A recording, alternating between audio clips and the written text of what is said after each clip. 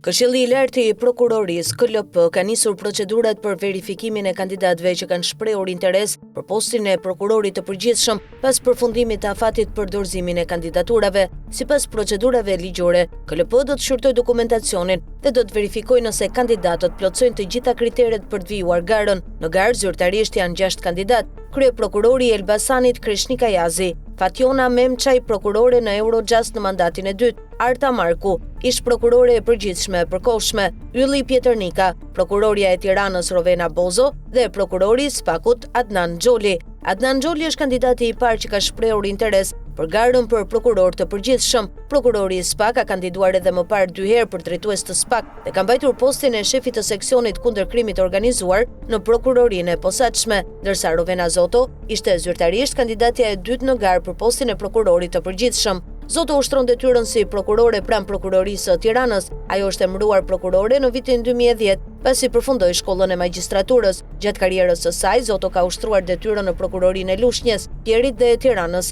Ajo ka hetuar vepra që lidhen kryesisht me pastrimin e parave, financimin e terrorizmit, krimet financiare dhe hetimet pasurore. Gjatë fazës së verifikimit do të kontrollohen pasuria, figura dhe integriteti i secilit kandidat. Për këtë proces do të angazhohen institucionet përgjegjëse, përfshirë ILDKPI, administratën tatimore dhe doganore, Byron Kombëtare të Hetimit, Shërbimin Informativ të Shtetit dhe Autoritetin për Informimin mbi dokumentet e ish-sigurimit të shtetit. Kandidatët që kalojnë këtë fazë do t'i nënshtrohen më pas seancave dëgjimore publike përpara KLP-s. Procedura për përzgjedhjen e prokurorit të ri të përgjithshëm u hap pasi në muajin dhjetor përfundon mandati 7 vjeçar i prokurorit të përgjithshëm aktual, Olsian Çela. Afati për dorëzimin e kandidaturave për postin e prokurorit të përgjithshëm përfundoi më 1 gusht në orën 00. Më pas deri më 14 gusht, KLP do të verifikojë nëse kandidatët plotësojnë kushtet ligjore. Sipas ligjit, KLP i propozon kuvendit 3 kandidat, ndërsa prokurori i ri i përgjithshëm zgjidhet nga parlamenti për një mandat 7 vjeçar. Në përfundim të procesit të vlerësimit,